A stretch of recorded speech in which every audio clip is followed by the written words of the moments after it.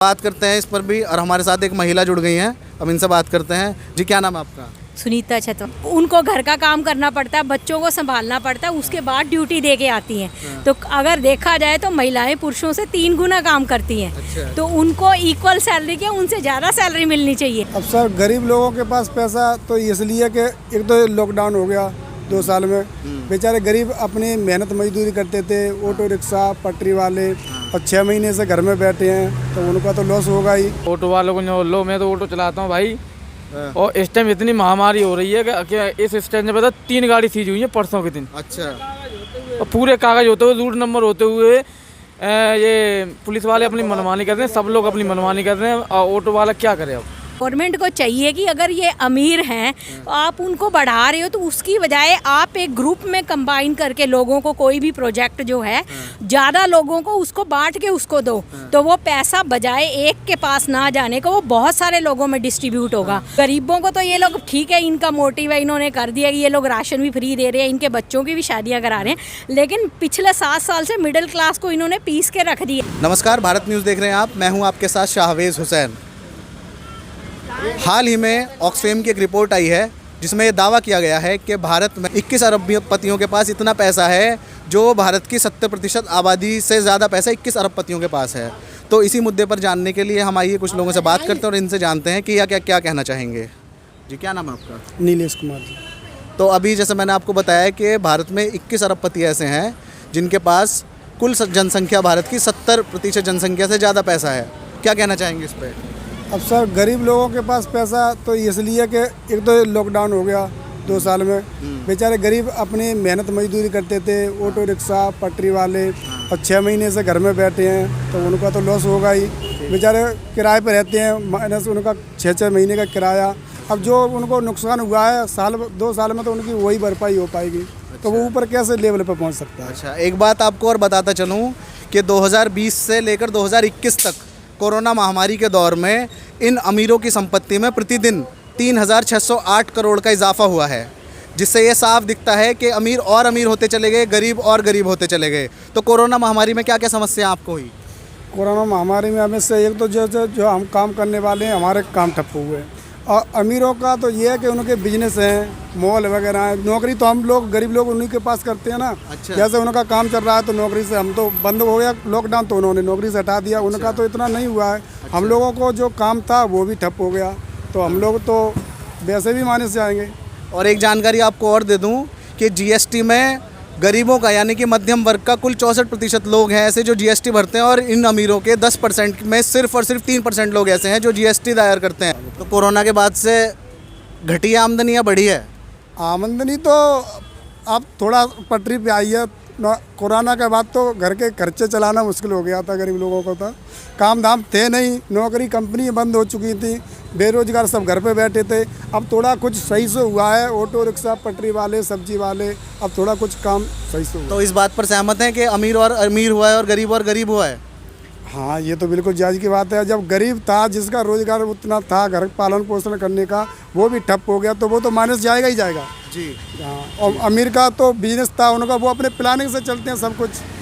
जैसे उनकी कंपनी में कोरोना लॉकडाउन हो गया तो 6 महीने वो वर्कर नहीं रखेंगे, वो तो छुट्टी कर देंगे, तो उनकी कंपनी तो सेफ है ना, वर्करों को पैसे नहीं देने माइनस। आइए आगे और लोगों से बात करते हैं, इनसे बात करते हैं। जी भाई साहब, क्या नाम है आपका? मेरा नाम मनोज राठौर।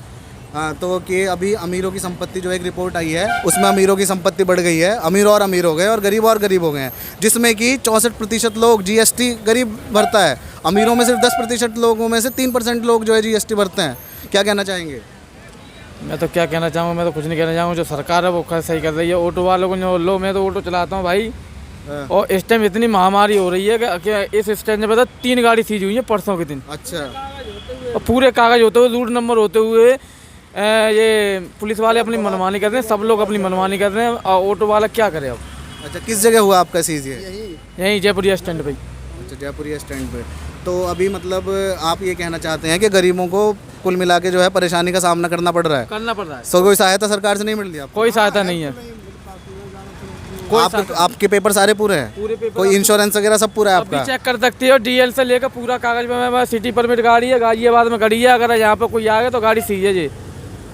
बिना बताए आपको सीज कर देते गाड़ी? बिना बताए। अच्छा तो कागज तो देखते भी नहीं है। जी, कागज बताइए, देखते भी क्या? नहीं है। मैं तो अभी जुर्माना भर के आया 3,000 का। 3,000 का जुर्माना भर के? क्या नहीं था? कागज नहीं था? पूरे सारे कागज, पूरे DLEL रॉन्ग साइड चला रहे थे? नहीं, यही सही बताना, बिल्कुल सही। यहाँ खड़ा खड़ी गाड़ी का चालान कटा है? ये खड़ी गाड़ी। खड़ी गाड़ी। ये भी कुछ कहना चाहते हैं? नाम क्या है आपका? जयदयाल। क्या क्या परेशानी हुई? बहुत गलत हो रहा है हमारे साथ, बहुत गलत। अच्छा बयान नहीं कर सकते इस चीज का। अच्छा, मतलब क्या समस्या बताइए, पूरी विस्तार से बताइए, इधर आइए आगे। गाड़ी जैसे हम चला रहे हैं, चलते चलते पकड़ लेंगे रोड पे और फोटो खींच लेंगे। सवारी तो उतारनी पड़ती है ना, सवारी उतारते हैं, उतार नहीं पाइए तब तक फोटो खींच लेंगे, चालान डाल देंगे 1500 का, 500 का। कभी कुछ कभी कुछ, कभी डंडे मारते हैं, गुल का मारते हैं। अभी ऑटो वाला मार दिया कि शांति को फोटो पे ऑनलाइन चालान कर देते हैं। और ज्यादा का चालान हुआ है। अच्छा 32,000 का चालान हुआ है, पूरे कागज NCR ऑटो का। अच्छा, हाँ। इस तरफ आइए। 32,000 का चालान हुआ है। किस जगह की बात है? इसी जगह की बात है। ये इंदिरापुरम की? ये स्टैंड की, ये खड़ी गाड़ी की। कौन सा स्टैंड है? कौन सा जयपुरिया स्टैंड, इंदिरापुरम। अच्छा, इंदिरापुरम के जयपुरिया स्टैंड पर ये लोग बता रहे हैं कि यहाँ पर इनको बहुत पुलिस के द्वारा प्रताड़ना झेलनी पड़ती है और बिना किसी इनके अपराध के इनका जो है चालान काट दिया जाता है, जिसके बाद इनको बहुत परेशानी होती है। चलिए बात करते हैं इस पर भी। और हमारे साथ एक महिला जुड़ गई हैं, अब इनसे बात करते हैं। जी, क्या नाम है आपका? सुनीता छतवाल। सुनीता नाम है आपका, तो यहाँ इंदिरापुरम की रहने वाली है? हाँ जी। एक अभी रिपोर्ट आई है जिस पर हम बात कर रहे हैं, अभी ऑक्सफैम की एक रिपोर्ट आई है, उसमें ये कहा गया है कि भारत में अमीरों की संपत्ति में 121 गुना की वृद्धि हुई है। 121% वृद्धि अमीरों की संपत्ति में हुई है और देश के कुल 21 अमीर जो हैं उनमें 70% आबादी भारत से ज़्यादा पैसा उनके पास है।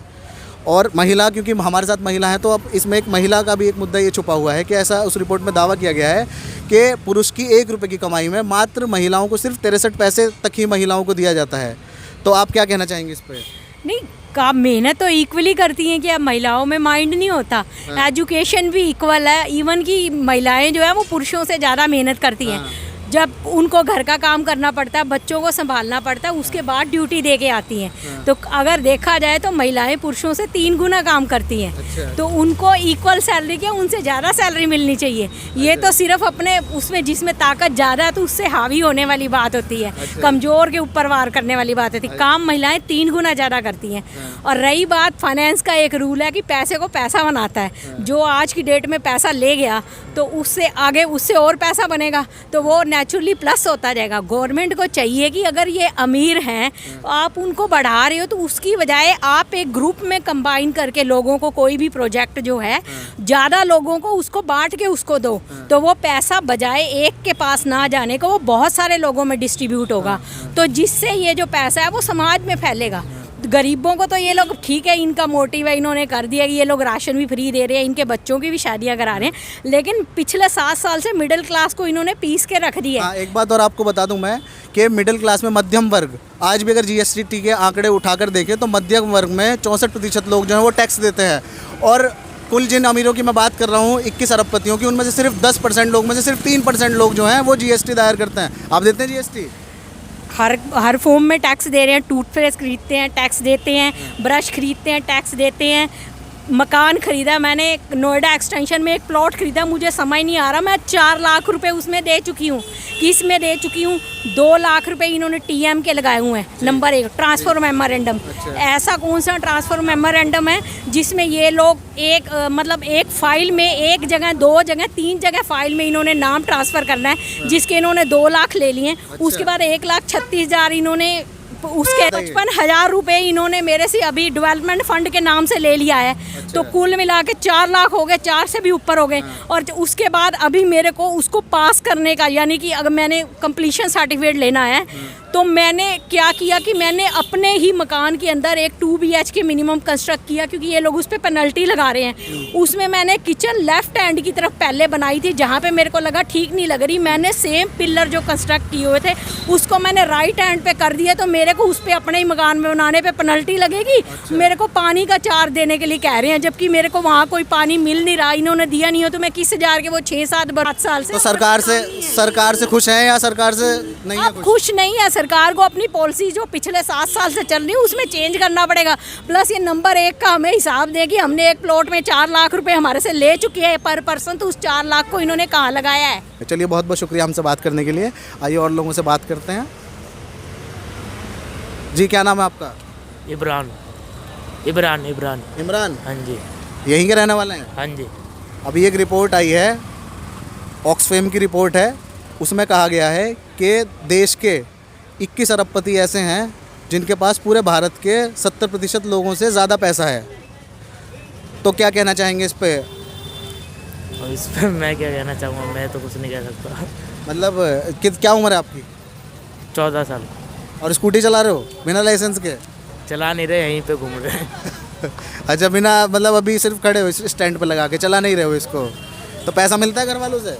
पैसे मैं खुद ही कमाता हूँ। तो जॉब करते हो? मेरा दुकान है किस चीज़ का दुकान है? टायर का।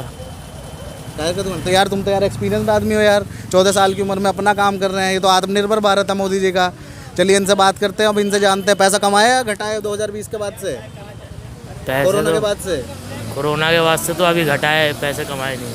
कमाई घटी है? हाँ। तो मतलब 2020 में जब लॉकडाउन लगा था, काम कब से कर रहे हो ये बताओ? 7-8 साल से। यार तुम 14 साल तुम्हारी उम्र है यार, तुम 7 साल से काम कर रहे हो ऐसे? सही बताओ। हाँ हाँ सही बता रहा हूँ। तो कितने मतलब कोरोना के टाइम से अब तक कमाई जो है, तुम ये कहना चाह रहे हो आप कि आपकी कमाई घटी है? घटी है। तो क्या कारण समझो उसके पीछे?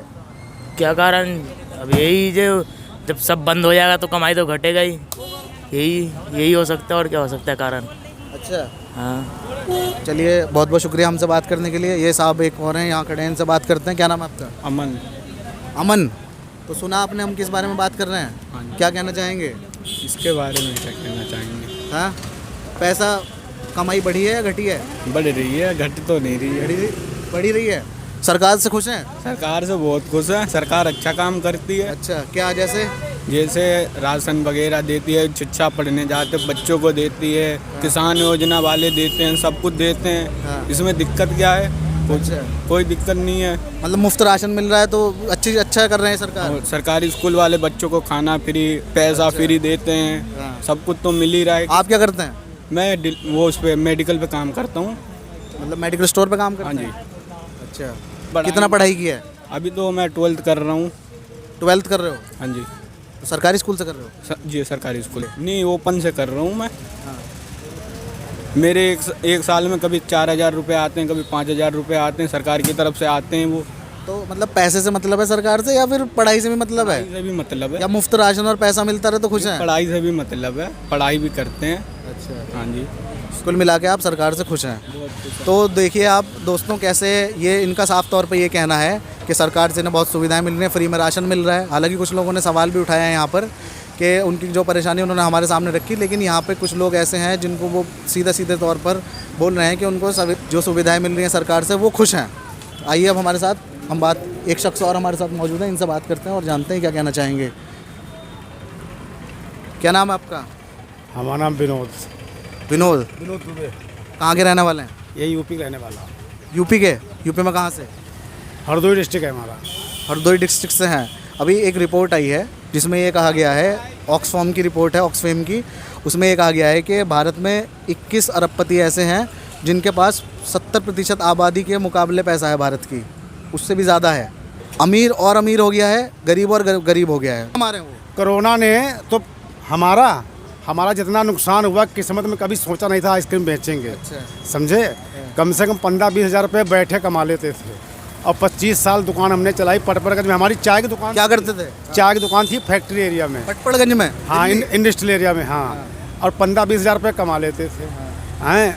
और उसके बाद लॉकडाउन लगा, कंपनियां हो गई बंद, बिल्डिंग मालिकों ने मतलब किराया नहीं दे पा मतलब लेना चालू रखा। अब किराए की बिल्डिंग थी, वो कहाँ से किराया देते, काम बंद हो गया। तो जब कंपनी बंद हो गई, चाय काम बंद हो गया। हम 1 साल बैठे रहे, कम से कम 70-80 हज़ार रुपया कर्जा हो गया हम पर। अब हम करें तो क्या करें? आए ये समझ लीजिए हम 10वां पढ़े हुए हैं, लेकिन आज 30-40 साल पहले पढ़ा हूँ हमें। अब 1 साल बैठे बैठे टेंशन में करते क्या, कर्जा ऊपर से हो गया।